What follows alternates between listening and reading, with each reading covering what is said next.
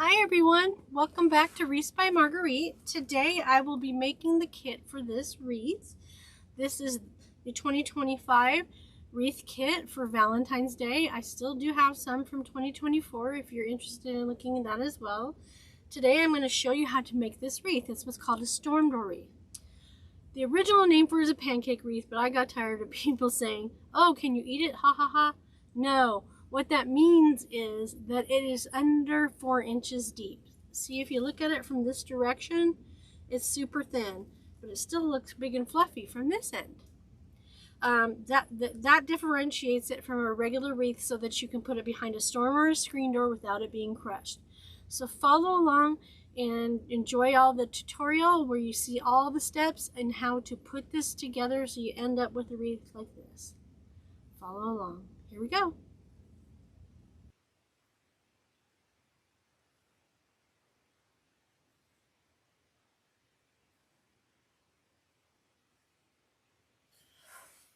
Okay, so let's first go over the supplies and the tools you'll need for this. We're starting off with the Valentines sign. I went ahead and punched 2 extra holes in the sign for you so you can use the pipe cleaners to attach your sign to the wreath. If not, you're going to want to, if you're doing this on your own, you're going to want to attach cable tie mounts to the back. They look like this. Because this is metal, you obviously can't staple. So you would put some super glue on the back of this. It's called a cable tie mount. Let me see if I can get in closer for you, so you can see what it looks like.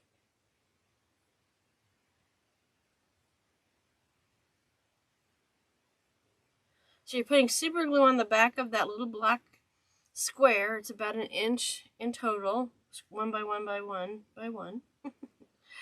And you're going to glue that down to the back of the sign, but then I always put some I put some hot glue around the edges to help hold it while the super glue cures so that I can work with it. Hot glue on a metal sign is just not going to work if it's extremely hot or extremely cold. It's going to pop off in those extreme temperatures, so that's why you got to do the super glue as well. But in the case of this particular project, it came with 2 punched holes at the top. And so I have the equipment to add the extra holes on the bottom, so you have all 4 for attaching to the pipe cleaners, which you'll see when we get to that point. You could also just put 2 of the cable tie mounts in the middle on each side, but I feel more secure with having them on all 4 corners. So that's just me. You do you, okay? So that's the sign. I'm going to set that aside. We have our wreath base. This is just a 4-ring metal wreath base in 14 1/4 inches.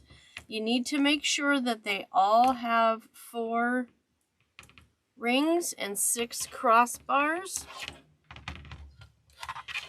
And that's important so that we can stagger the pipe cleaners correctly, so that there's a good distance between each and a good overlap for each layer, because there's 2 layers to this.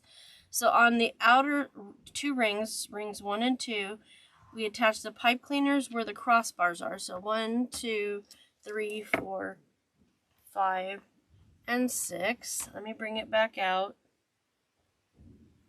and I'll do that again. So it's rings 1 and 2. Pipe cleaners at the crossbars that are built in. So 1, 2, 3, 4, 5, and 6. And then the other 6 pipe cleaners, for a total of 12, go on the inner rings 3 and 4. But this time you're putting them between the 2 crossbars, and you're not gonna twist these super tight, but you're gonna twist them tight enough so they'll stay in place, because they don't have the bar to keep them from scooting back and forth like the outer pipe cleaners. So there's 12 pipe cleaners. I'm going to set that aside for a second. Move the tools to the side. And you're going to have 12 pieces of mesh. So 12 pipe cleaners, 12 mesh. The mesh is 10-inch mesh. When I say 10-inch, that means this direction. And they're all pre-cut in the kits for you at 20 inches in length. So you're going to have 12 of these for those 12 pipe cleaners, okay? Then I chose the ribbons based on the sign, the colors and the designs in the sign. I often like to break up my patterns with a solid colored ribbon. You don't have to do that. It still looks really good. So I've got some leopard in here because there's leopard here. And then this design has the hearts and the leopard. And then your solid red. They all match the colors and the mesh. So it's a good collection to put together. In this particular kit, let me take that aside because we're not going to need that for a while. I went with all 2.5 inch wide ribbons. You can mix and match 1.5 or 2.5, or even throw a 4-inch in there. They are all cut at 12 inches in length. So you're going to notice a common theme in this particular style of wreath. 12-inch tails, 12 pieces of mesh, 12 pipe cleaners. So that makes it easy to remember. When you get the kit, they're all going to be folded like this. So all you have to do is cut at each end and you have all your pieces. There's an extra piece of each ribbon. There should be 13, just in case you have a boo-boo. That's why when I teach this video, I always tell everybody, if you're a newbie, only cut one at a time because you don't want to screw up the whole stack of ribbon. And there's also one extra piece of the mesh in your kit as well, okay? If you're doing this on your own, you could also do 13-inch. It's just going to make your tails come off of the edge of the wreath just a little bit more. It's entirely up to you what you like and want to do. But these are at 12 inches, okay? So we're going to put those aside for now because we're going to work with the mesh and the base of the wreath first. I'm going to stick it over here. All right, tools you're going to need. A good pair of scissors. These are Fiskars. I use these as well as for when I teach classes in person. They're good ribbon cutting and mesh cutting, actually. Scissors. Do not let anybody use these to cut anything else because that will dull the blades and you will damage your ribbon when you're cutting it. It won't come out right. Then you need some wire cutters. These are the pair I have. I get these at a company called Deco Exchange. If you're not familiar with them, check them out. Damon is amazing. I have a little embroidery needle. Bring that in again so you can see it. This is how I attach my signs when I have pipe cleaners on the back and I need to pull it through the whole wreath to attach to the back wire. It's a lot less frustrating and less time consuming to use this than to try to feed it through the mesh, but it's easily doable. It's just can be a little bit frustrating sometimes. In this wreath, I'm not going to need this because we're going to feed it through the existing pipe cleaners on the frame. So I'm going to put that away for now. And if you're doing this on your own, this is what's called a rotary cutter. If you're not into quilting and stuff, you probably won't know what it is. But if you are and you're a wreath maker, you do. This is what you use to cut your mesh. And you need to make sure you have a cutting board so you protect your table and not cut it up because this will go through. These are self-healing, so that's good. You don't have to worry about putting holes through it that go all the way down to the table. So we're not going to need these today because everything's pre-cut for us. So we are back out. I want to make sure that we are completely out so you can see everything I'm doing. So for now, I'm going to stick this to the side. And I'm going to bring this over. I forgot to cut the tag off, so let me do that so I don't forget. So while I was showing you the frame, you notice I pulled the pipe cleaners on the outer two rings 1 and 2, out to the outside. I did that because we're going to be using those first. So that means I need to keep the inner pipe cleaners facing the inside of the ring so they're out of the way while we are putting together the outside. It's 2 layers of mesh and 2 layers of ribbon before we put the sign out. So I like to get everything I can prepped ahead of time so that I'm good to go. For the sake of this tutorial, I'm going to wait on the ribbon till we need to start using the ribbon, but then I'm going to cut it all at once. So when you're working with the frame, I always recommend that the piece that you're going to be working on be directly in front of you. I turn it a little to the side. I work better at a little angle, but I've also been doing this for a very long time. I'm working on my 7th or 8th year at this point. So I'm putting the pipe cleaners so that they are horizontal to me. I'm turning the frame, doing this with all 6. And I move the frame and not me, not twisting and contorting and reaching, because you want to make the wreath do as much of the work as possible so you're not getting sore. Believe it or not, that's a possibility. When I put together kits, attaching all these pipe cleaners really give my arms workouts and they're sore afterwards. So anything you can do to make it easier on yourself, you want to do, okay? So what we're going to do, I forgot, we're going to have you're going to need a chip clip as well. And that's for the mesh. Alright, so I'm going to move the frame a little to the right, because I'm not going to be using it at the moment. And we're going to attach the first 6 pieces of mesh. And the fashion which I do it in is I do every other. So this one, not this one, this one, not this one, this one, not this one. I do that, do the first 3, then the next 3, so that they lay nicely on top of each other. They have a nice look, nice design, and they help hold themselves down better that way. It keeps it as thin as possible, since this is by design a storm door, screen door wreath, meaning it's under 4 inches deep, so you can put it behind the door. When you look at it straight on, it's going to look big and fluffy, but when you look at it from the side, it's going to be under 4 inches deep. So the first thing we're going to do is put on the first 6 pieces of mesh on the outer pipe cleaners. I'm going to lay it out on the table. Sometimes this mesh gets really curly, especially in the middle of the roll, so it'll have a tighter curl to it. So if it's too tight and it keeps popping up, I usually put something like this or my phone on the top to hold it down. But this piece of mesh is from the outside of the roll, so it's not as curly.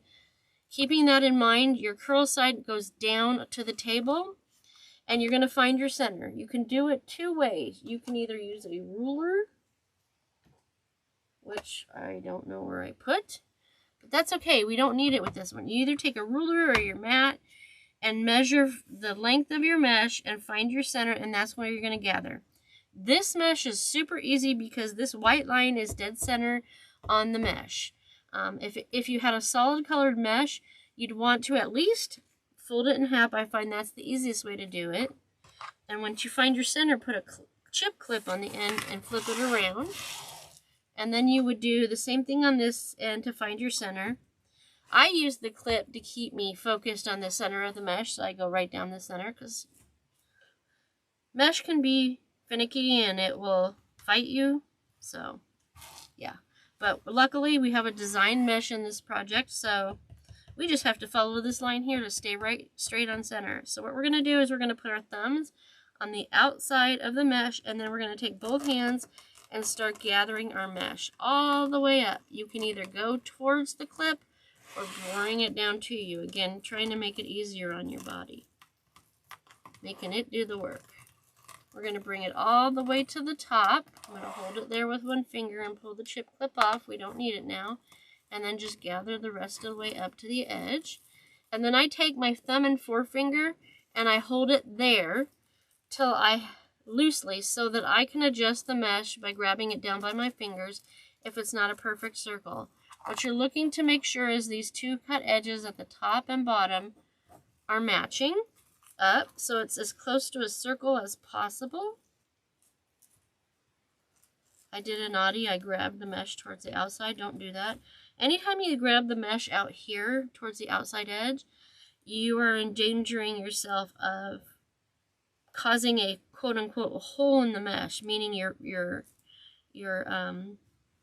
materials will separate and it'll look like there's nothing there, and you'll get squiggly lines in. Like this has tinsel, these would get all squiggly. We don't want that. Okay, so we've done all that. We've ruffled it. We have our finger and our thumb, forefinger and thumb. So we're going to bring our frame over to us, and we're going to take this mesh and put it vertically into the horizontal mesh. And since this has a white line in the middle, you use that gauge to make sure you're dead on center. Bring your pipe cleaners up. Twist them tight and low. That's to keep the thickness of the wreath as small as possible. So you're twisting it low as well, 2 to 3 times, okay? So if this is not going behind a screen or a storm door, It's not as important to make sure that those pipe cleaners are twisted tight and low, but you don't want them too tall because then you'll end up using up your pipe cleaner too much, and then you lose control of where the mesh should stay. It can adjust. You'll understand when you do it if you haven't done one of these before. So now we're going to take that outside cut edge and put it over the inside cut edge. We're going to put that outside edge over the inside cut edge. I'm going to zoom in for a second. Okay. This is not perfectly lined up. You can see that. That should be up there. So to fix that, I usually just grab the pipe cleaners and I grab at the base of the pipe cleaners and I bring it out just enough to match it up. See that? And this side needs it a little well. There's always a possibility your circle becomes uncircular when you're moving it from your fingers to the frame, but that's not a problem. If you can just adjust it without taking it out of the pipe cleaners, that's always a good idea. And then as we go, we always cut off any fray pieces of mesh that pop up from handling them. Know that there is no such thing as mesh that doesn't fray, but the less you handle it, the more likely it's going to not fray nearly as much. So there's the first ruffle. Okay, so remember, now I'm going to put that out of the way. Oh, did I untie it? Ooh, I accidentally untied it from pulling on it. There we go. So we're going to, remember, skip this one and go to this one next. Grab another piece of mesh. Lay it out on the table, curl side down. And very important to remind you, this stuff's like Velcro, it sticks to everything. So I always recommend wearing short sleeves because it's going to fight you now and again. I'm just going to fold it in half, even though I have that white line in the center to get you the idea in your head that you need to do this every time. Turn it around. I don't need it anymore. I need to trim this just a little bit. That happens sometimes. It moves when you're cutting it. Not a big deal. You saw what I did. Just easy peasy. Okay, so I'm going to gather it up the center, putting my thumbs on the outside of the mesh. The smaller your gathers, the better. The better you're going to get more ruffle. And it's going to keep it thinner so that it keeps it under that 4 inches for the storm or screen door. Come up here, hold it in place with one hand, take the clip off, and finish ruffling. So I've got it in my thumb and my forefinger, and I'm just loosely holding it while I adjust it. This side's a little smaller, but I could also adjust it in the frame. Any adjustments you make, you really, really, really want to only do that at the base of your fingers or at the base of the pipe cleaner.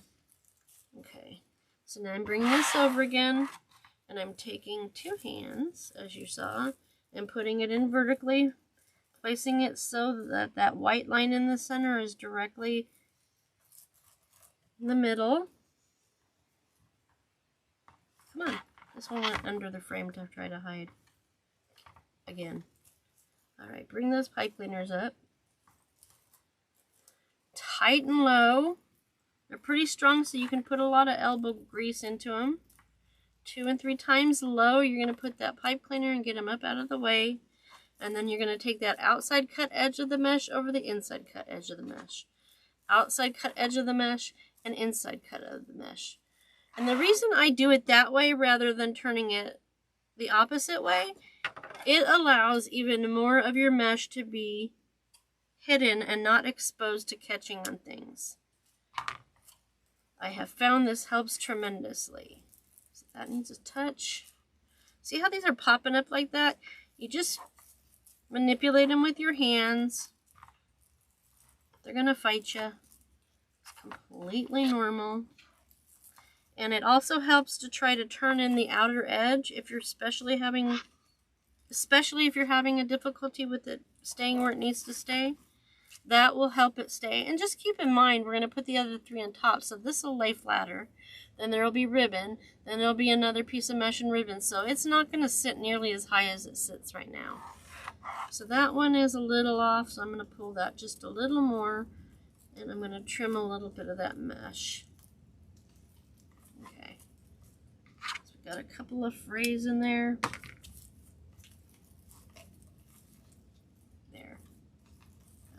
there. Okay. I'm skipping one again and going to this one.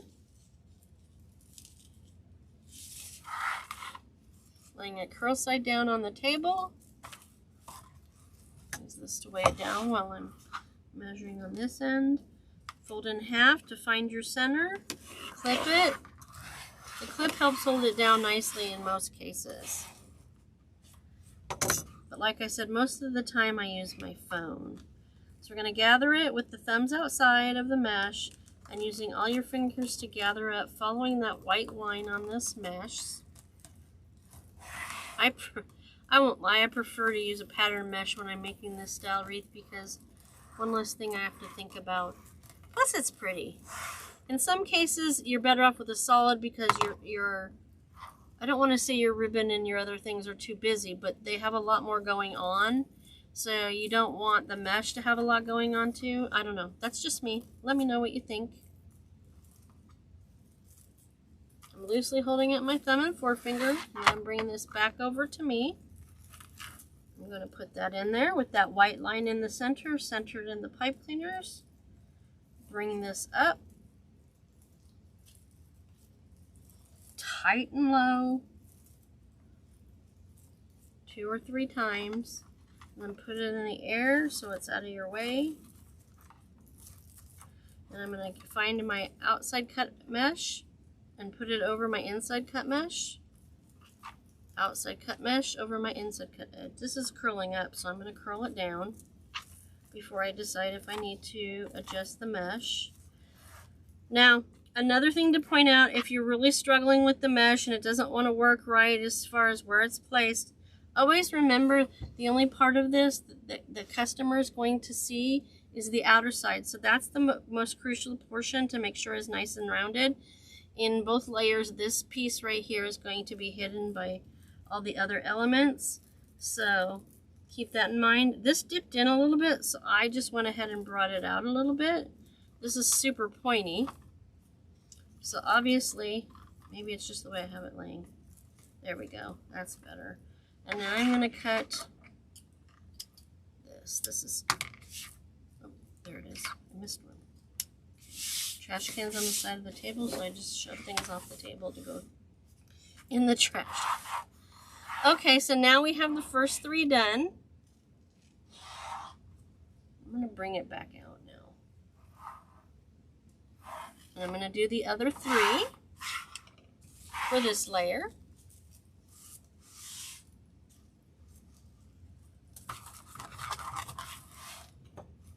Curl side down. Oh, see how there's, you may or may not be able to see it, but there's one piece of this poly sticking out on the outer edge. Don't do it very often. You can just pull that whole one piece off so it's not sticking out and looking unfinished. This side is perfect, so I don't need to do it there.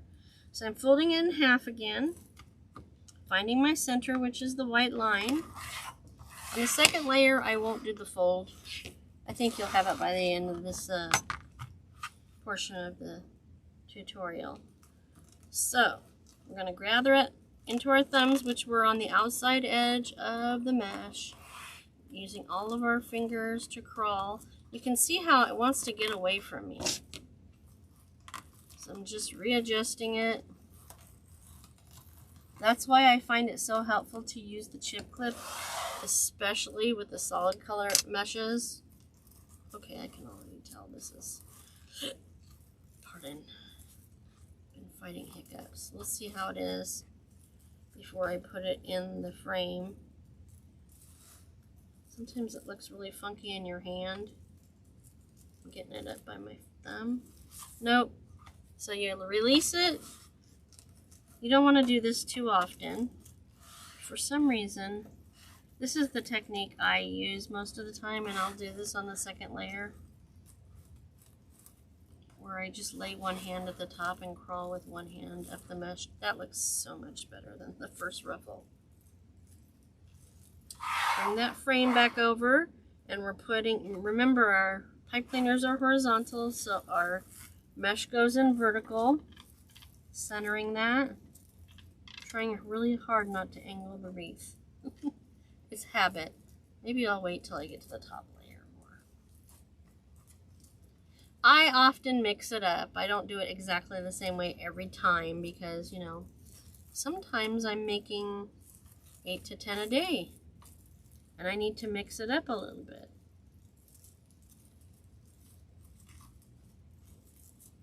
All right, that one went pretty darn well. All right, so now we move over to here.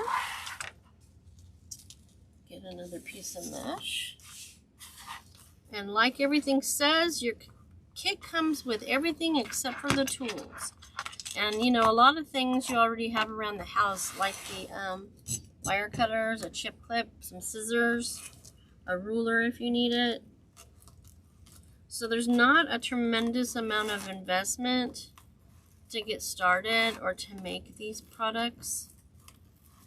You can do more elaborate things like add attachments, then it would require a few additional things. I also needed a hole punch for metal, but since this is a kit, I make sure you don't have to have all those extra tools. I do that all for you. They make different size metal punches. 1, 2, 3. Just make sure you get one that's a decent size, but you don't want them huge. Just large enough to be able to get a pipe cleaner through them or a tinsel time, which is what comes on the Wreath bases, which if you watch some of my other videos from 2024, some of the bigger projects, you'll see that they're built into the frame. Doing it this way with the pipe cleaners and these frames here makes it much more economical when you start.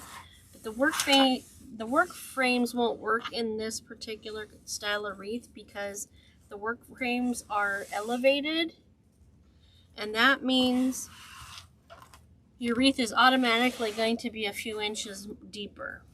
Okay, you fold that in half, go up that center, and that doesn't work for a storm door wreath. See how?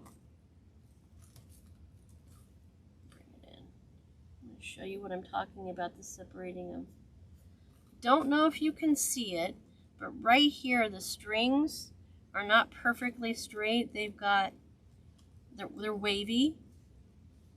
Fortunately for this project, that's not a problem because it's right by the white strand, and that's all going to be hidden in the gathering process, ruffling process, whatever you want to call it. Okay, I'm going to use the chip clip that time. Did you see that? Did you catch it? Alright, holding it with my thumb and forefinger. I need to bring this up. Sometimes it's the edges you need to bring up, sometimes it's the inner section of the half circle on each side. That's why you hold it nice and loose so that you can make those adjustments as needed. So the pipe cleaners are horizontal, the mesh is vertical, putting it right in there with the white strand dead center in the pipe cleaner. Tight and low, twist your pipe cleaners. Okay, lift this in the air. Take that outside cut edge over the inside cut edge. And then do the same thing on this side, the outside cut edge over the inside cut edge. This is out a little bit, so I'm going to reach underneath of it and bring that one out just a touch. Keeping in mind out here is really the focus of attention for the customer. Alright, now I'm going to cut any pieces of fray off. I try to do it as I go so that I don't have to go mess with the wreath when I'm done. And there we have the first layer. Let me put it up so you can see. Isn't that pretty? This one that looks so funky to me. No. But now that all 6 are on here, they're stuck in place, and now they're a little bit stuck to each other because, like I said, it's like Velcro. And they're just not going to move unless you move it. Okay? So now we get to start playing with the ribbon. Move these things out. So usually I try to make sure you have one bundle of each ribbon that you're going to use in your wreath. But What happens is a regular roll, 10-yard roll of ribbon makes a little over 2 sets of ribbon for each project. So sometimes you'll get more than one bundle. Like I try to keep them for mine, but like this one has like 3 bundles. This one has 2 bundles. This has 1. I try to keep it in 1 bundle for you guys so that one, you don't have as much to manipulate with and get confused, because that can happen. It's a lot easier that way. So I started talking before this as to why I chose the ribbons I chose, and that I chose 2.5-inch wide ribbons on all 3. That gives you more coverage of the base. It just depends on how much of the base you want to be seen and what choices in ribbons you go. Like I said, 1.5-inch ribbon can be used, which is like this. Just to give you perspective. So the silver is 1.5 inch, the red is 2.5 inches. Often I will at least have 1 inch, 1.5 inch ribbon, and I will have 2.5 inch ribbons. But today I said, let's do 3.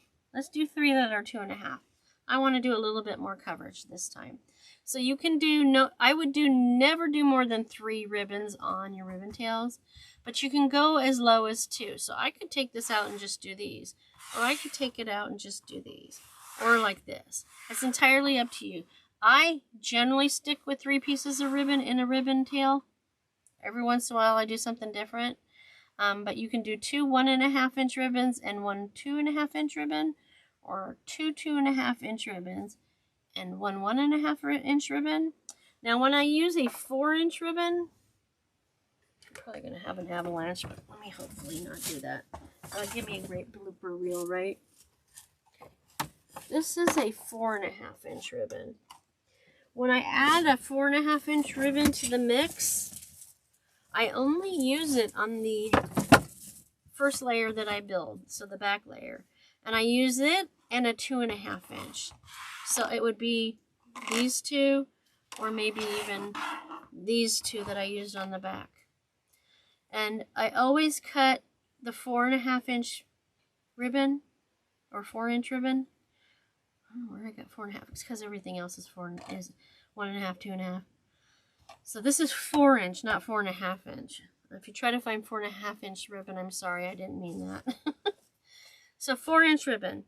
You want to cut it 1 inch to 2 inches longer than the tail, the other tails. Because of the width, it comes out looking shorter. So if you want them to be even at the ends, I'll give you a visual here. If you don't give it some extra, I must have used it for, I don't remember what I used this for last. Let's take that off.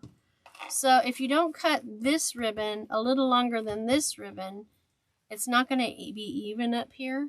It's going to fall back here, and that doesn't look so great. Anyway, so that's another idea for you. That's another way to go with 2 ribbons. I haven't tried the 4-inch on the top layer yet. Maybe one of these days I'll fool around with it and try. But I think it looks really good on the back if you put it on the back layer.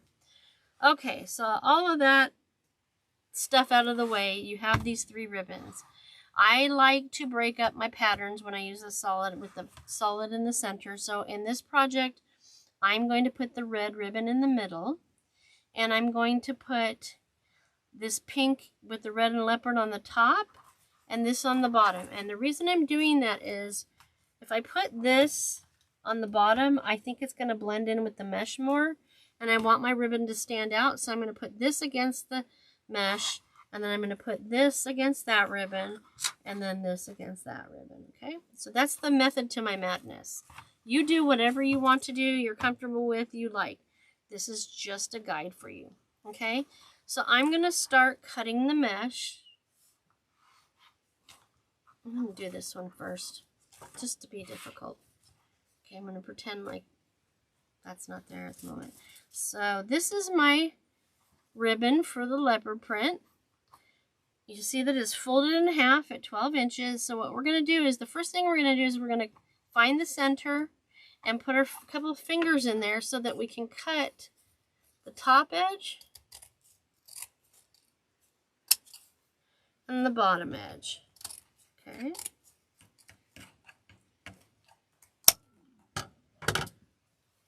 And then I'm going to turn half of the pile right side up so that you can see that the finished side's up and the unfinished side is down. Now this is what's called directional ribbon. You see how all of the hearts go one direction? So you're going to want to make sure both of your piles are facing the same direction. I'm going to do these other two. No, these I'm going to do with you. Okay, I'm going to set those aside. I'm going to cut these all the same way. Fingers in the middle, cutting them at the top and bottom to give me my 12 to 13 pieces. There should be 13. Now, this is solid color ribbon. It's hard to tell the difference between the back and the front, so before I take my fingers out of the middle, I know that the outside of the bundles are the right side of the ribbon, and the inside of the bundles are the wrong side, the back side of the ribbon. So I know that these first, on this side of the pile, this is the finished side facing the ceiling, so this one's facing the table, so I'm going to just flip these automatically. Okay, I'm going to cut this last one, which has many bundles. I'm going to cut this. Ignore that. I'm going to put my fingers in the middle, cut at the top, and cut at the bottom. Okay? And I'm going to see how the finished side is facing the table and the finished side is facing the ceiling here. I'm going to flip this over. Now this is not directional ribbon. The hearts face that way and they face that way, so they can go in any which way, okay? I'm going to keep like 4 out. So I'm not going to cut every piece in front of you today. You'll get the idea. The rest I will do before we move to the next part. So let me get these 4. Cut them in the middle, or 3 I should say.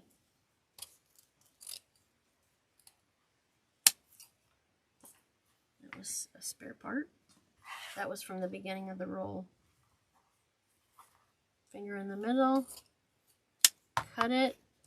Those are finished side up, so I'm turning these finished side up, okay? So the next thing you do, you're going to have everything cut. Next thing you're going to do with all of them is you're going to fold them in half with the finished side on the inside, making sure that side's even, and then you're going to press it down here and press down the wire so that it's folded directly in half.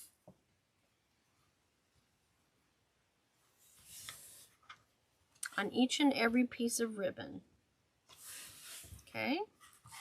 So that it ultimately will be 12 pieces when we come back after the break. So we're doing this with all 36 pieces plus the 3 extra. That's not very even.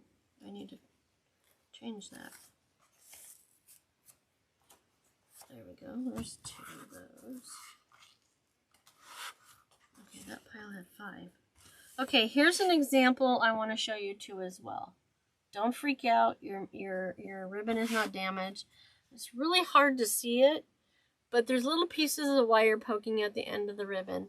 It's like the wire settles after you've cut it. No big deal. Just cut the excess off and go back to what you were doing. It happens all the time. But cut them off. Don't get them on the floor because they don't feel good in the feet. Fortunately, I sweep after each project. Got those already. So usually I do, when I'm doing this on my own, and you'll see it in some of my most, my original videos.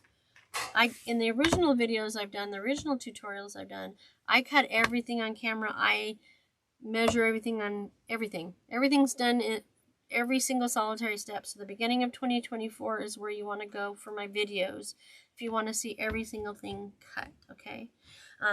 I say that because there's more detailed sections of the tutorial to show you how to use the solid colored ribbons. Just keep in mind that if you make sure that you turn the other side of your pile right side up on these right away, and then start folding them all right away, you won't have to worry about like this scenario. You cut your ribbon and you have to walk away from the project for a while, and you come back and someone's knocked your ribbon on your floor and you can't figure out what the top and the bottom is because there's such minimal difference between the top and the bottom, the finished side and the back unfinished side. So then you're wasting time and wondering if you have your ribbon all folded correctly. If you fold the solid color ribbon first immediately after you cut it, you're going to avoid that problem. You can walk away and not have to worry. Is it the end of the world if you have them in the wrong direction? Nope. The only person that's going to notice that is you, because you don't tell anybody. But that's my technique for handling the solid ribbon. I do that all first and right away and all the steps, and then it's done and I don't have to worry about it, whether it's right or not. So after you cut all of your ribbon and you've folded them in half with the finished side on the inside, you're going to actually put your V in the end of the ribbon. It's a little design. It's called a V or a dovetail. Some people call them ducktails. I call them dovetails with a V, D-O-V. That's what I was taught. So you're going to cut them all. Put that design in there. So this is my recommended process for doing this so you don't make a mistake. You're going to put the finished side inside like it is. The side you folded is going to sit on the table, and the cut side is going to face the ceiling, and you're going to take your wired edges on both sides and bring them together evenly, and that's going to create a fold here. So you're going to cut from the fold to the wire at a 45-degree angle, and there you have it. There's the V. See it? Okay. I believe it's absolutely necessary to do the V's, the dovetails. It doesn't look nearly as finished if you just leave it like this. So folded side down, cut side to the ceiling, fold it in half, wire to wire, and then cut from the folded side to the wire upwards. And I recommend doing this at least through your whole first project, if not several. Folded side down, cut side up, fold it wire to wire. At a 45-degree angle. It helps to keep it in this position because then you know you're not cutting the wrong side. If you fold it, if you're just folding it in half and you accidentally put the folded side up to the ceiling and you cut that V in there, I'll show it to you a little later, you're going to end up with two pieces of ribbon that are not going to be able to be used for this project. So that's why I always tell you, folded side down, cut side to the ceiling, wire to wire fold. Cut from the new fold to the wire at a 45-degree angle, and there you have it. Okay, so that's the, I'm going to do the heart. So fold side down where you folded it, cut side up, fold it wire to wire, cut it from the new fold to the wire edge at a 45-degree angle. Folded side down. Make sure your edges are even, because if you don't, when you cut your V's, you're going to have two different shapes. On one side and the other is going to be long and skinny, and one's going to be short and fat. And I will show you that sample in a little bit so I can show you how to recover from some mistakes. Folded down, wire to wire, cut from the new fold to the wire. No, wrong pile. Folded side down. I didn't fold that very well. Fix that. Okay. Wire to wire. From the new fold to the wire at a 45-degree angle. Okay. Folded side down, wire to wire, cut from the new fold to the wire. You're going to have consistent looking V's. Okay, so this is the folded side down, wire to wire. Cut from the new fold to the wire. Having a routine makes it go really fast too. And when you cut it all at once, you can just zoom right through your project. Even for myself, I pre-make a ton of kits so that I'm ready and ahead a little bit when I have an event to do. If I sell a bunch fast, I can quickly put them together. I can put one of these together in 30 minutes if all the materials are cut and all the signs are prepped with the cable tie mounts on them, or if I have to staple a pipe cleaner to the back or punch holes, all the little mechanics. Okay, so that's those. Then I'm going to see, what else do I have here? 1, 2, 3, 4, 5, 6, 7, 8, 9, and that's 4. So here's a spare one. I'm going to fold it in half with the finished side on the inside, and I'm going to show you a couple of mistakes on how to recover from them, okay? The first one is, I'm going to zoom in for this little.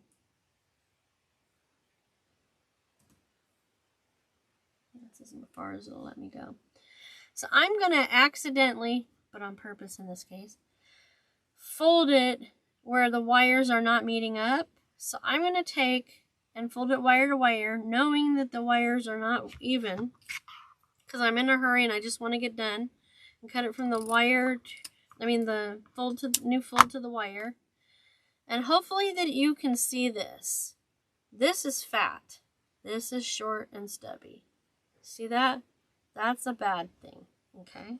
So you can fix it by going back to your ribbon and making sure the wires absolutely are even with each other. And then making sure the wires are absolutely even when you fold it here.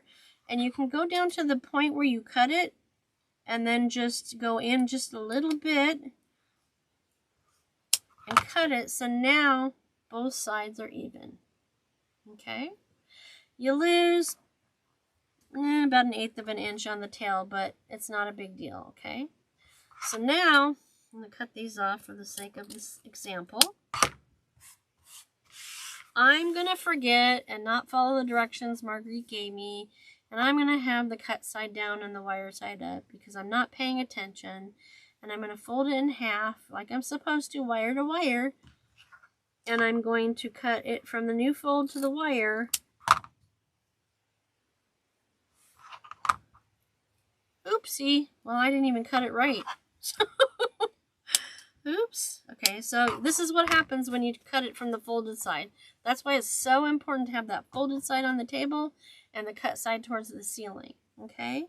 So that's a perfect example of 2 different ways you can mess up and 1 way to recover from it. So I gave you 1 extra of each of the ribbons, so that gives you 1 boo-boo in each, so we don't want to do that. So that's the one that's going to go in the trash. Okay. All right. So I'll be back in a minute with all the ribbon cut, and you'll see the next step. Okay, so I have finished cutting all of the ribbon tails. So I have 12 of each. I've set them on the table in the position that I want them in the bundle. So I'm going to go ahead and make the bundles ahead of time, so I just grab and go, grab and go, grab and go, okay?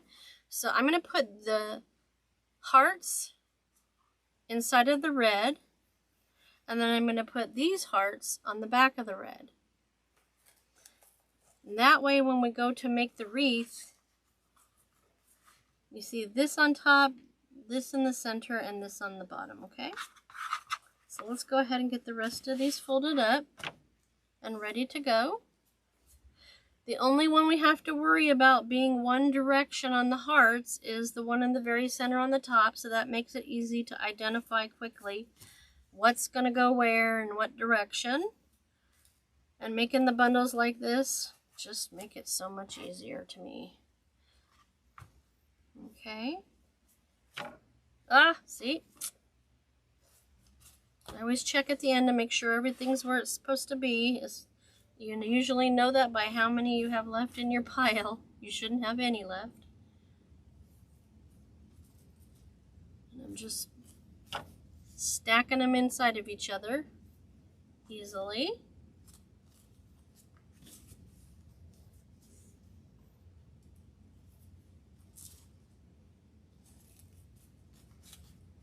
And then I'll just keep the first 6 bundles right next to me because I'm going to use those right away. And then I'm going to take the 6 that I'm not using right out of the way right away and put them out of the way.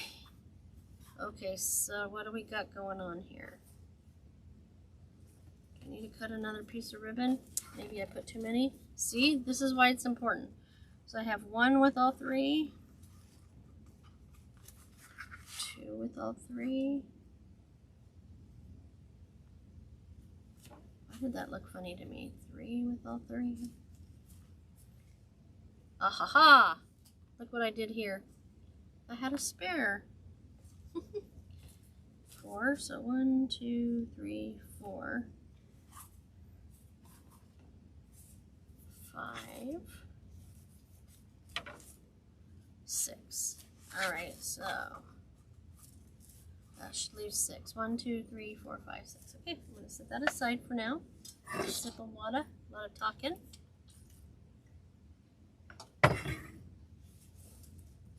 Alright, so we're going to bring our frame back to us. And this time we're going to turn all the pipe cleaners horizontal. And I'm going to bring my screen back out.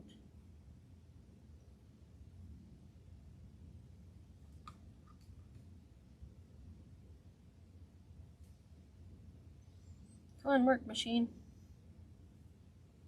Sometimes it's uncooperative, let me tell you. Okay, there we go. So I'm putting the pipe cleaners vertical this time. For the mesh, it's horizontal. For the ribbon, it's vertical.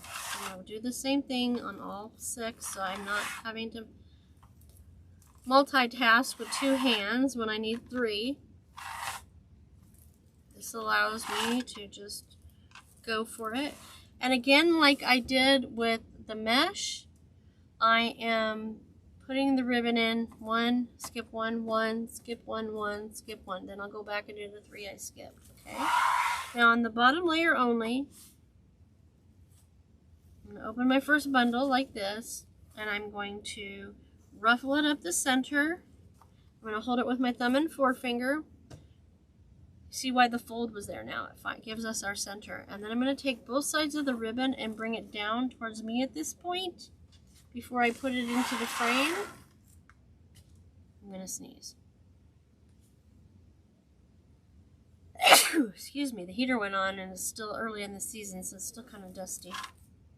So I folded it out. So the V's, the points, face the outside of the table, which means they'll face the outside of the wreath, because we don't want this ribbon all hidden underneath. Most of it's going to be on this layer, but you want to make sure at least the tips of each of the ribbons are facing the outer edge so they can be seen. So I've got it in the pipe cleaner, and I'm going to do the pipe cleaners tight and low 2 or 3 times, just like we did with the mesh, because we want to keep this short. But then I'm going to twist it in an upward fashion to create a 1-inch twist. And I'm going to bring it back in. And this is where the wire cutters come in. You want a 1-inch twist here. That gives you a better perspective. So it's nice and secure, and you're going to take your wire cutters and cut it off just before the end of the twist. Cut and throw away the excess. And you can either fold this down into the mesh now or after you've positioned your ribbon. I try to do it after I position the ribbon. So I'm going to lift up one side of the ribbon and bring the top 2 ribbons away from me. And I'm going to position that ribbon where I want it to go. I'm going to pop the bubble out at the top, and I'm going to run my fingers over the ribbon to give it a nice little curl. Or you can keep it totally straight. It's up to you. Then we're going to lift the top one off of the second one and position this one, running my fingers over again. And then I'm going to position this one. Okay? That's where I want them on this side. On the other side, I'm going to flip it. This is going to be at the top, and this is going to be next to this one, okay? So again, we're flipping up the top tube, pulling on it while we do. Pulling it away from the pipe cleaner makes it easier to move and doesn't wrinkle it as much, I found. And I'm going to lift these 2 and place them there, and that one there. And you can see it's already trying to move away from me. That is what it is. You can't stop it. But then I'm going to poke this cut edge down into the wreath. No one will ever see it once it's built because it will be covered by the next layer of mesh and ribbon and the sign. So I could continue to fluff the ribbon at this point, but all that's going to do is be me handling the ribbon more than is necessary. I will wait till the end and I will go back and I will fluff the bottom layer ribbon at the end after I've done touching everything else. That way there's not as much handling. And try to remember not to handle the ribbon from the ends as well, just like with the mesh, because ribbon can fray too. This ribbon here is a little more delicate, so it could fray. So always grab it somewhere above the cut edge when you're moving it into position. So I'm going to skip that one, and I'm going to pick this one. Now, that kind of set the standard, so I know that my hearts, at least on the first 3, need to be faced so that the hearts are upside down on this ribbon, on the outside edge, and the other on this side. So that means I need to make sure all of my bundles for this layer of 3 are facing upright, going that way, okay? Hopefully that made sense. Okay, ruffle it up the middle where that crease is I made. I'm going to fold the outside edges towards me and the edge of the table. Bring this around, we're skipping that. Bring that around, put it in the pipe cleaner, tighten that pipe cleaner. Oop, lost my grip. Tight and low 2 to 3 times. And then we're going to twist up. It's usually about 6 or 8 twists to get a 1-inch stub of twist. I'm going to take my ribbon. Depending on how well you gather it, whether you're going to get these little bubbles, wrinkles in your ribbon, it's impossible to avoid, but you know, you work with it. So I'm lifting these 2 up, placing that there, lifting this one up and placing that one there, and then I'm bringing this over here, and you noticed I'm manipulating the bubbles out of it. I'm running my fingers over the edges to keep the ribbon straight. So now these 2 go up. And you noticed I turned the wreath. I didn't reach and contort my body to place the ribbon. We do enough of that, right? Okay, so there we go. I like to hold it at the top and pull the ribbon down from the sides into position. Always remembering not to handle it from the cut side. And then I'm going to tuck this in a little. You can just lay that stub flat. Same difference. Okay, so here's the 3rd one. Ruffle up the middle. Hold it in your thumb and forefinger. Take your other hand and put that in a V towards you. If I haven't said it already, I can't remember already. The reason you do that is it's more likely to stay pointed to the edge of the wreath, the edge of the mesh, when you make the V before you put it in the pipe cleaner. There we go, playing with the ribbon. My pastime. But yeah, it tends to stay to the outer edge better than waiting till after you've twisted up the pipe cleaners, okay? So, I've done the first 3 tight and low, and now I'm going to make a twist in an upward fashion to create a 1-inch twist. Cut the excess off. I love these. These are my favorite. You can use whatever DeWalt. I have DeWalt as well. They're all great. These are my favorite. DecoExchange.com. Okay, so I'm going to lift these 2 up. Bring that one out. Lift that one up. That one usually is right where it needs to be. And then I'm going to bring this down. And do this one more time. On this side, I turned it. Bring this one down. See how it moves away from you on the other side when you're working on the second side? So just bring that down, stuff the stub down in there. Now, when I do the next 3, I could do them exactly the same as I did these 3. But I'm going to choose to turn the hearts the other direction. That gives it more dimension. So all of these, when I put them in, the hearts were right side up on this side and upside down on that side. Well, this time I'm going to turn them this way for the ones in between. You can only really do this when you have an even number of twist ties, so this works every time. Some wreath bases are made with 17 and 19 and other strange numbers. That makes it hard to do more than one pattern. So I got that ready and it's in there. Tighten low 2 to 3 times. And then upwards to make a 1-inch twist stub. And now I'm going to, it's still the same pattern when I lay it down. Lift and separate. Bring your fingers over it, pull the bubbles out, and place it where it needs to be. So now you can see the right side of the ribbon bundle from this direction look right side up, or on this one they look upside down. So it's going to be every other nice pattern. Let me finish the other side. Lift, separate, remove the bubble. Run your fingers along the ribbon. I always do that when I remember. Because you want to see all these ribbons. Don't play with it too much. I'm going to do it at the end. Let's see. Here's the next one. So that means that was the other way. You can guess or you can look at it and make sure. So you got them in the right direction. See how easy this is? 1, 2, 3, and then up 6 to 8 times, making the 1-inch twist. Now we're going to cut these. No, not cut these.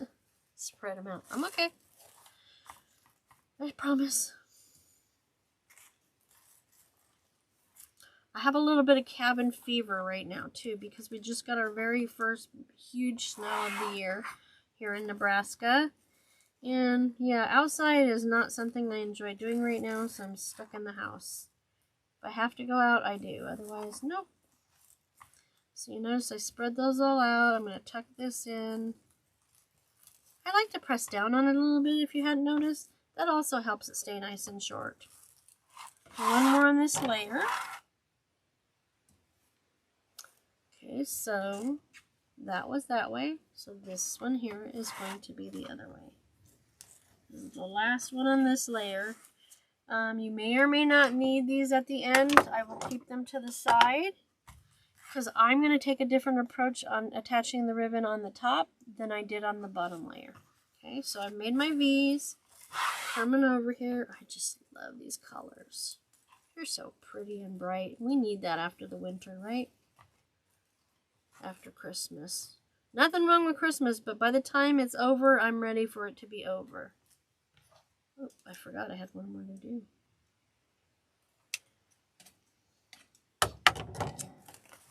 That's bugging me. Okay.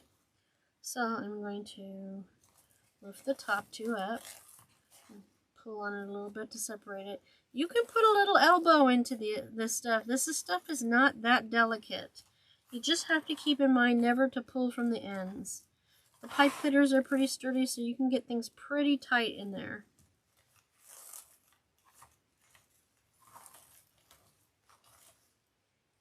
Okay. Bubbles. No bubbles. I don't want no bubbles. Okay, tuck that in. Okay, so now we have created the first layer. Loving it, loving it. So the next step is to pull these pipe cleaners up through in between each piece of mesh that we put on the frame already, so that we can put the next 6 pieces of mesh in. So I'm going to bring it up. And to save time, you can go ahead and open them up like we did on the first layer while you're doing that, or you can just bring them all up and then open them up. See how I'm bringing them in between each of the 6 pieces of mesh? Find this one. Where's this one? There it is. Bring it up. Now you've got a layer of mesh and a layer of ribbon to contend with as you're building the rest. No big deal, you got this.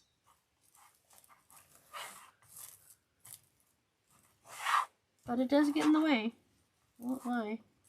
But, you know, it's the price we pay for beauty in our wreath. Okay, so all my pipe cleaners are ready to do the mesh again. And remember, I said this time I was going to not fold it in half or measure it or anything. I know that it has to be curl side down. I know that we're going to gather it at the white stripe. So, yep, see? This is getting curlier because it's from further into the roll. The curls are smaller, so they're tighter. Okay, now on this layer, I started with 2 hands, but I'm going to continue using 1 hand to gather and 1 hand to hold down the mesh. That's another way to hold it down when it's super curly. Okay, I got the edges. I'm lining them up, holding them with my thumb and forefinger nice and loose. I'm going to come over here, put the pipe cleaner that I'm working on centered in front of me, putting that mesh in there with the white lines. Ooh, get back in there. Centered in the pipe cleaner, and then I'm going to take and tighten the pipe cleaner 2 to 3 times, tight and low. And then I'm going to bring that outside cut edge up and over the inside cut edge. And I'm going to put the outside edge over the inside cut edge on this layer side. Alright, I'm grabbing by the pipe cleaner to make it nice and round. You're going to see a little more of this mesh on top, but you're still going to be hiding this quite a bit up here. Cut any frays off that you might have.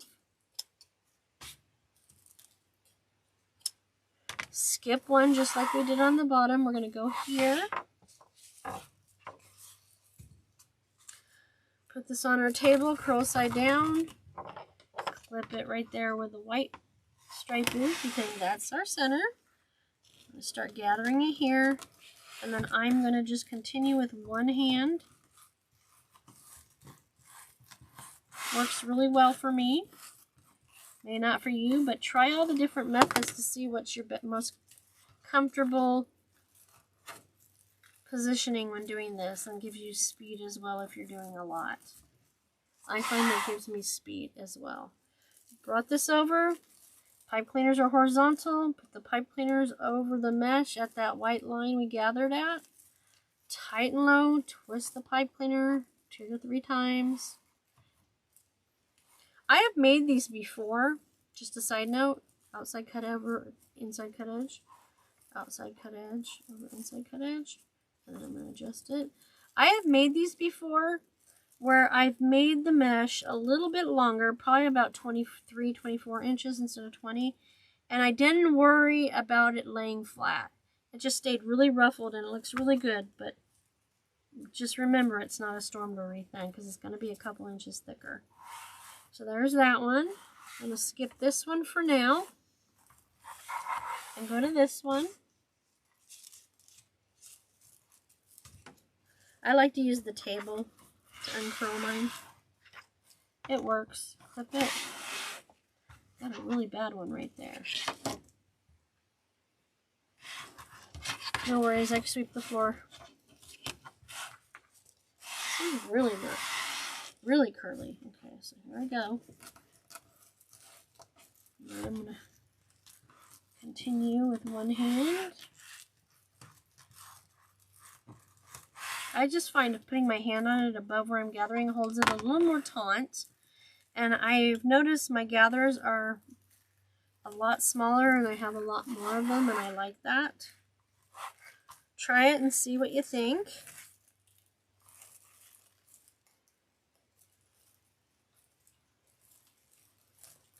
I'm going to do that 3 times. See, if it was a longer piece of mesh, I wouldn't have to do the overlap, and see how curly that is. But this is a storm wreath, so we need to keep it slim. Nice and slim. See, everything's starting to move. We've got a lot going on here now. Just be careful. Some people do these standing, some people do these sitting. It's entirely up to you. I stand and sit, mostly sit. But I gotta get up and down regularly. After this mesh, when I go to put the ribbon in this time, I'm gonna stand for that. And I definitely stand for putting the sign on because I want to make absolutely sure that it's centered. All right, that was the first 3, so we're going to go back and do the other 3.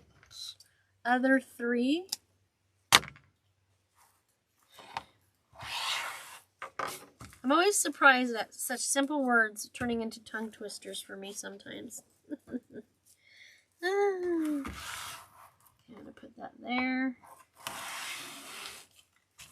I'm going to ruffle. Take your time.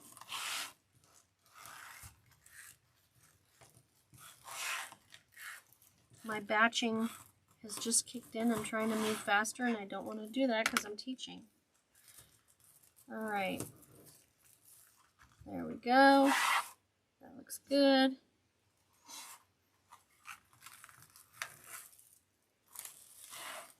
In some of my other videos, if you watch the tutorials, you'll find that I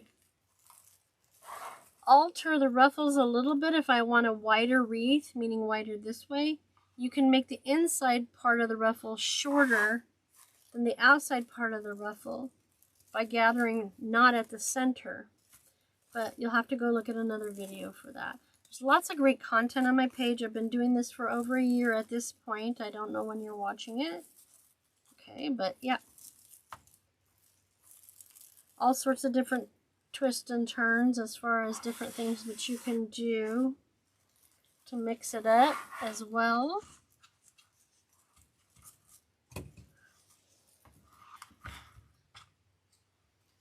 There's no exact science to this. Completely normal for that to happen.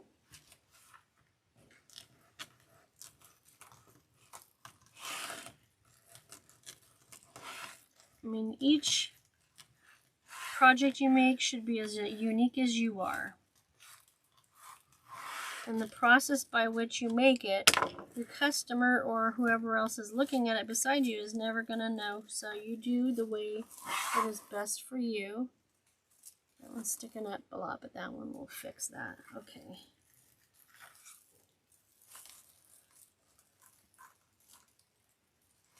In there, tight and low. Remember, the pipe cleaner was horizontal. The mesh is vertical. Outside cut edge over inside cut edge. You want to make sure your edges are even with each other on both sides. Outside cut edge over inside cut edge. And if they're not, you hold it at the pipe cleaner and adjust it from right below the pipe cleaner if you need to make an adjustment. Okay, this one doesn't seem as far out on the outside as the others. And I know, I'm sorry, sometimes when I talk I use shorthand by cutting out a word here and there. Hopefully that's not confusing you. Okay, so we have 1, 2, 3, 4, 5. So this will be the last piece, which means I should have 1 piece left on the roll. Yep.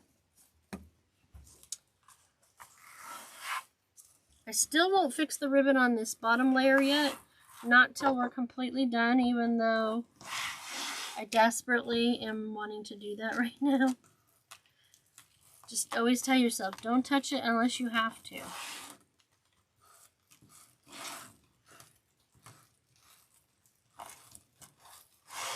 Got it ruffled all the way up. Pull the clip off. Put it in my thumb and forefinger. Loosely adjust the edges to make sure they're nice and rounded and even. Bring this over to the frame, put the pipe cleaner in front of you once more. With your pipe cleaners horizontal, you're going to put your mesh in vertical. I didn't do my usual and turn the wreath sideways when I'm putting the mesh in, as much as I normally do. Trying to be good. The other challenge is I'm left-handed, so if you see me doing things opposite to what you do, if you're not left-handed, you understand why now. And I also have very short thumbs, if you hadn't noticed. But that should also be an indication to you that there is nothing beyond your capability if you're willing to put in the time and effort. I was very fortunate. My parents never allowed me to think I was different. So it never became an issue from me trying anything new. Except for one thing. There's one thing that is very frustrating and very difficult for me, and that's bowling. because they're not long enough to hold the ball in their hand. Good thing I don't bowl a lot very often, right? Okay, so now I'm going to stand. Little humor there. I'm going to pull all the pipe cleaners to the outside of the frame, because I'm going to place the sign in before I do the second layer of ribbon. Now you could put the second layer of ribbon in now if you'd like, but I like the way it looks with the ribbon on top of the sign, because then it frames it a little more and it hides this as well. So in this particular wreath, you have 6 pipe cleaners at the top. What you want to do is you want to position your wreath so one pipe cleaner is at 12 o'clock and one is at 6 o'clock. That leaves these 4 to the side. Okay? Since I'm going to use 4, I'm going to use these 4 to put through the sign. And this helps me keep everything even. That's my center on the top. This is my center on the bottom. So I'm going to put this here. And since I'm using the pipe cleaners to hold the sign on, I'm going to bring them in through the hole in the sign. And I'm going to push it down, but not too much, because I want it to sit in the wreath but not be super tight and it'll look bad. Twist it a couple times. So I did that corner first. I'm not going to go around like a clock to do it. I'm going to come like a V and do this corner. I've found and I've learned from others that this helps keep your sign even and not like deep on one side and way up on the other. Keeps it nice and even on your wreath when you do the X. So this one, then this one, then this one, then this one. Okay? Let me see. Let me push it down in a little bit. We don't want it to bend, so we don't push it in so that it gets bent and bowed in the center. Tight and low 2 or 3 times. Okay? I'm not going to do that one next. I'm going to do this one. Just because while I'm down here, I might as well finish up, right? Same concept. Bring that through there. So that one will go down a little bit there. So this one will go down a little bit here. I'm pushing down on the sign just a touch. Turn it around. Make it work for you. Instead of reaching out across your project. So I want to make sure that it's nice and even. And this is the center, so I want this dip in the heart to be even with this pipe cleaner. If you don't have anything like that to find your center, if you have words like this is, you're just going to find your center letter, which in this case would be between the N and the E. So like the top of the N, okay? All right, so now we have all of our sign pipe cleaners tucked in. It's not too deep. It's not smushed super down in there. It's not going to move. That's the idea. You don't want it to move. So now I'm going to take the next 6 pipe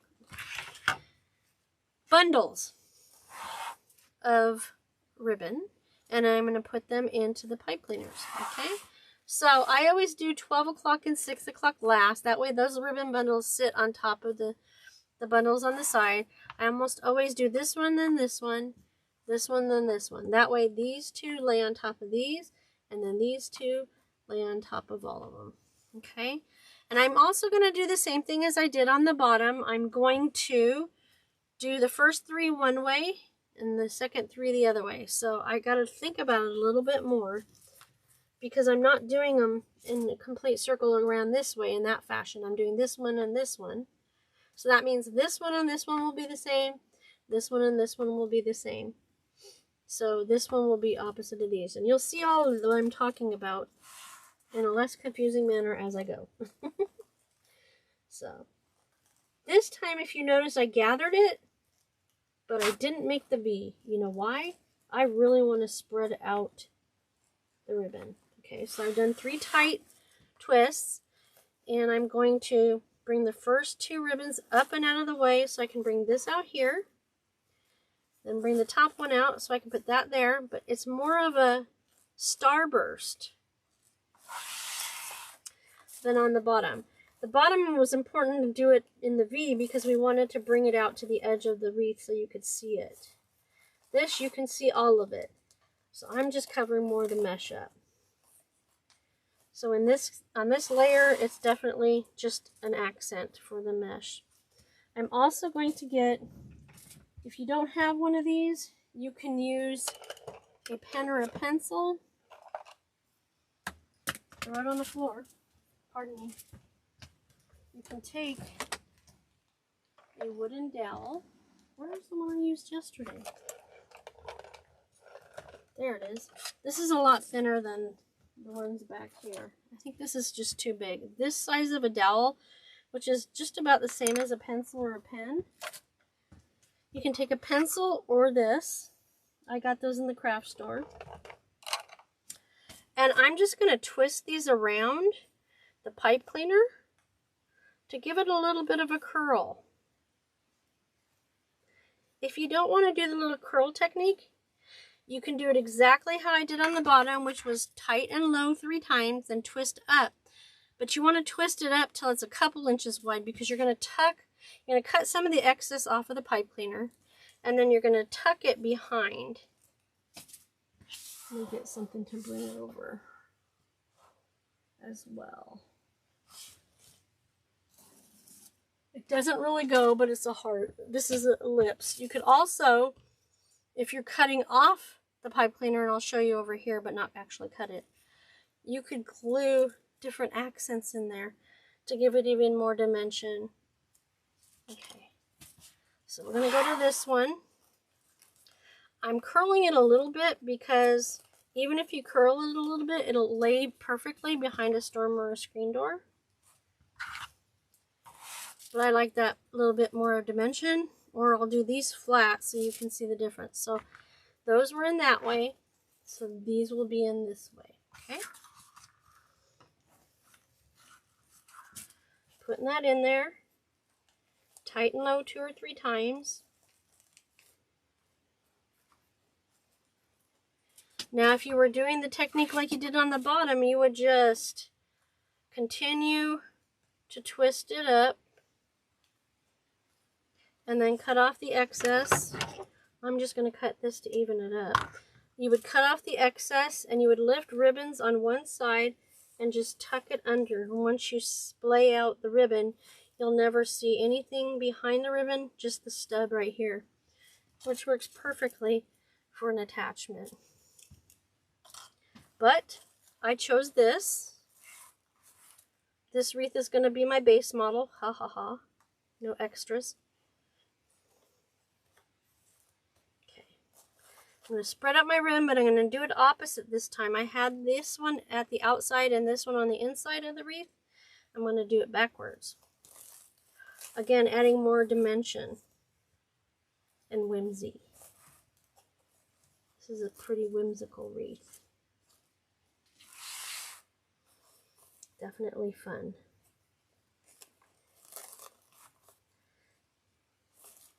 And you can get a little aggressive with it. It won't hurt it.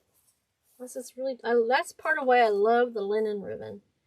This has linen, polyester, satin one. And these two are both linen. And then I'm just going to do that. And I'm going to twist these. You can either do it after you've got the ribbons splayed out or before the ribbons splayed out. Curl that around the dowel or pen or pencil. As you can see, there's a lot of everyday items that you have in your home that you can use instead of going out and buying a bunch of tools.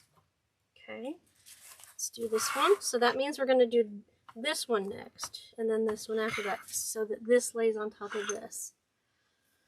Alright, so I want it to be the same as that side. Ruffle down the center, making sure the pipe cleaners are vertical to the ribbon that is horizontal. It's less confusing to figure out the direction of your ribbon when you're flipping it back and forth. If you make sure that you have the wreath turned so that you're working on the section that you need to work on and not trying to reach out and around and all that stuff. So this one will lay just like this one. So I'm going to lift these two up, bring this out. I'm popping the bubble with my finger, running my finger over the ribbon, placing them all. Then I'm coming over here. Bring that out. Bring that out. Get them bubbles out of there. And round them out a little bit by running my fingers over them. And then I'm going to curl my pipe cleaners. You could also leave them sticking up straight, the pipe cleaners, and cutting them really short after you've done the first 3 twists of the pipe cleaners. And stick those really cute styrofoam balls on them. They call it bowl filler, B-O-W-L, bowl filler. I have lots and lots of that.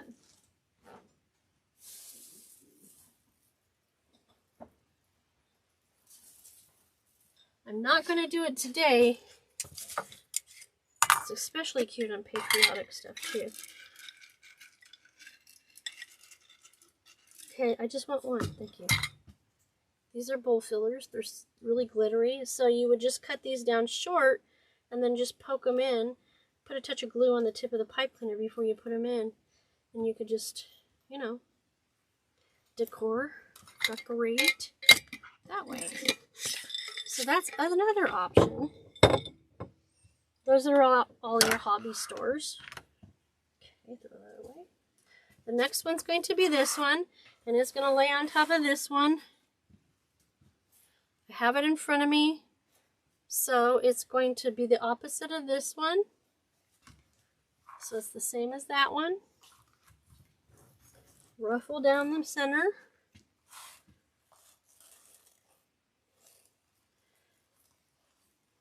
Vertical pipe cleaner, horizontal ribbon bundle, tight and low 3 times. Sometimes it just happens. One of the pipe cleaners ends up longer than the other one in the course of building the wreath on one side. So often I'll do what I just did and trim them. So both of the curls are the same length. This time I'm going to make my curls before I spread the ribbon out just to be different. It's actually easier, I find, to do this before I spread out the ribbon because the ribbon's already been poofed out and it gets in the way a little more. Lift and separate, but get that bubble out, run your finger over the edges, spread that out how you want it to be. Alright, so this was inside, this was outside on these. Lift, separate, lift, separate.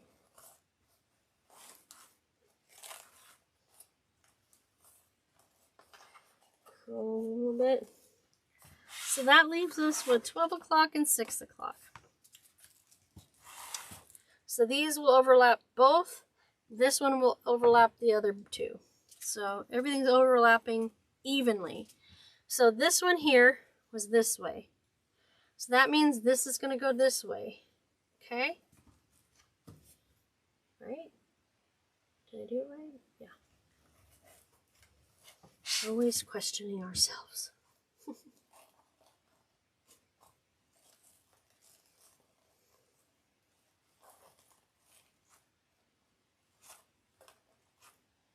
Okay, so this time, the leopard parts go to the center.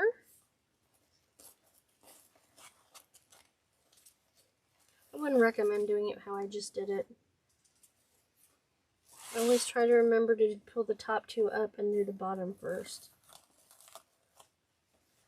Like this. Okay. Curl it.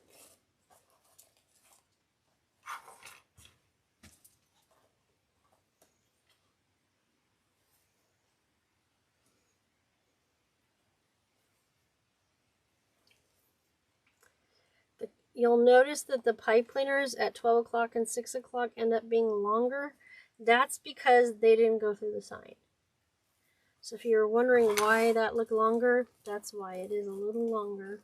They all started out the same length, but when you put a sign through it, it takes a little bit more out of the way. Alright, so I did that one that way, so this one will go the opposite.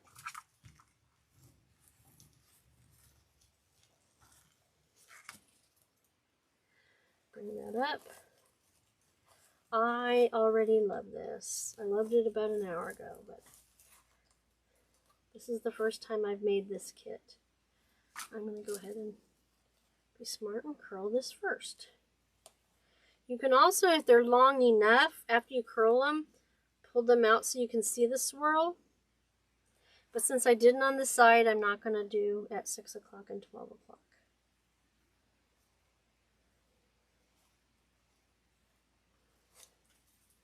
Okay, put this here and everything out of the way.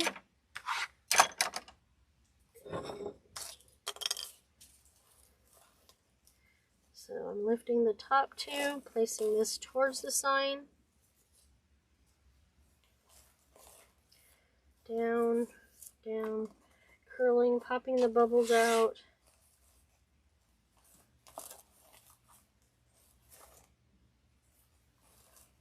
Probably gonna sneeze any minute, the heater just went back on.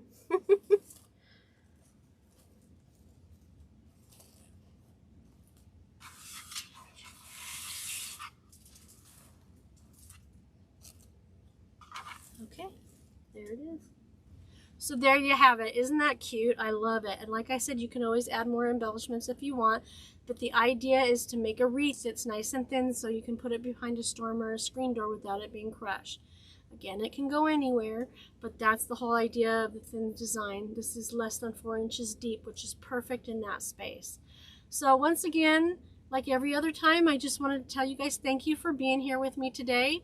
If you like this wreath, you can either buy it purchased, complete, or you can buy it as a kit in my Etsy shop, which is also Wreaths by Marguerite.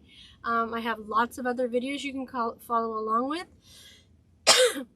I have kits for every major season, and I'm doing that again for this year. There's one other Valentine's Day wreath from last year, so check that out as well. If you like what you see, you can subscribe and follow. That's free. Just sign into Wreaths by Marguerite, and on both Facebook and YouTube, you can follow along to see what I'm doing.